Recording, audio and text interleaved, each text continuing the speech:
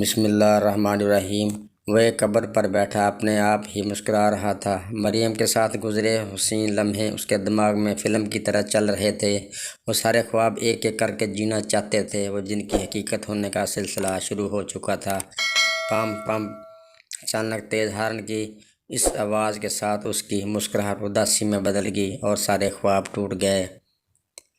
اس اندوناک حادثے نے اس کی پیاری بیوی مریم کو چھین لیا تھا۔ ان کی شادی کو صرف 7 ماہ ہوئے تھے اور مریم کی عمر صرف 22 سال تھی۔ آج مریم کی قبر پر بیٹھا اس کی یادوں کو دل میں پیوست کر رہا تھا۔ تم ابھی صرف 25 سال کے ہو، ساری زندگی پڑی ہے تمہارے آگے، کب تک مریم کی یاد میں اکیلے رہو گے؟ اور تمہاری اس اکیلے پن پر مریم خوش ہوگی کیا؟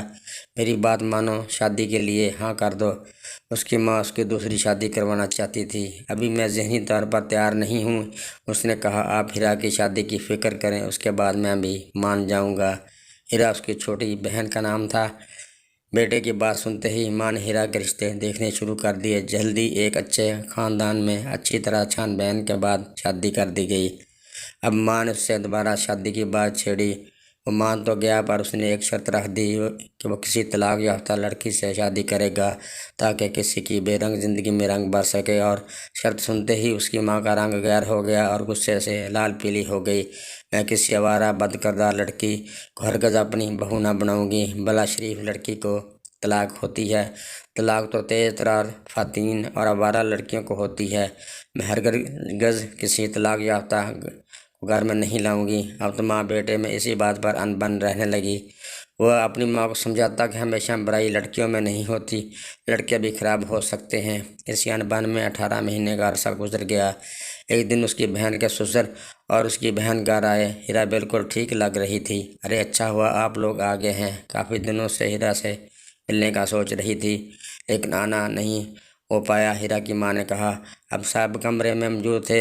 ہیرا کے سسر بولے، مجھے سمجھ نہیں آ رہا آپ لوگوں سے کیسے کہوں۔ دیکھیں بہن، ہیرا بہت اچھی لڑکی ہے، ہمیں اس سے کوئی شکایت نہیں، لیکن اب ہمارا بیٹا شاید اس کے قابل نہیں رہا۔ شادی کے کچھ مہینوں بعد سے میرا بیٹا نہ جانے کن لوگوں کے ساتھ بیٹھنے لگا۔ وہ نشے کا عادی بن چکا ہے، شراب نوشی بھی کرتا ہے اور پہلے تو صرف لڑائی جھگڑا کرتا تھا، اب ہیرا پر ہاتھ بھی اٹھانے لگا ہے۔ اسی وجہ سے ہم نے اسے گھر سے نکال دیا ہے اور بہت سوچ بچار کے بعد ہم نے یہ فیصلہ کیا ہے کہ آپ کی بیٹی کی زندگی خراب نہ کی جائے۔ اسے ہم اپنے بیٹے سے طلاق دلوا دیں گے اور خود اس کی شادی کسی دوسری جگہ کروائیں گے۔ ہم اپنے بیٹے کی وجہ سے بہت شرمندہ ہیں اور ہیرا کو اپنی بیٹی کی طرح کسی اور کے ساتھ رخصت کریں گے۔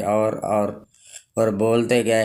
اس کی ماں سکتے کی اسی حالت میں بیٹھی سنتی رہی اور آنسو بہاتی رہی۔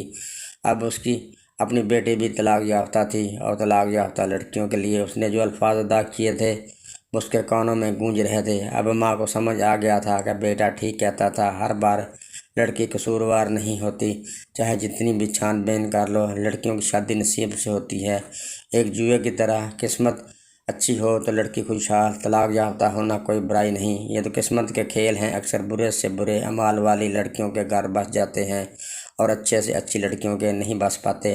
تربیت سے پرکھیں، صرف اسی وجہ سے کوئی رائے قائم کر لینا کہ طلاق یافتہ ہے بہت زیادتی ہے۔ معاشرے کا توازن برقرار رکھنے کے لیے ہمیں اپنی سوچ کشادہ رکھنے کی ضرورت ہے۔ طلاق یافتہ لڑکیوں کی دوبارہ شادی ہونے سے معاشرہ بے روی سے بچے گا۔ دوستو، یہ تھی آج کی کہانی۔ اگر پسند آئے تو چینل کو سبسکرائب کر دیں۔ شکریہ۔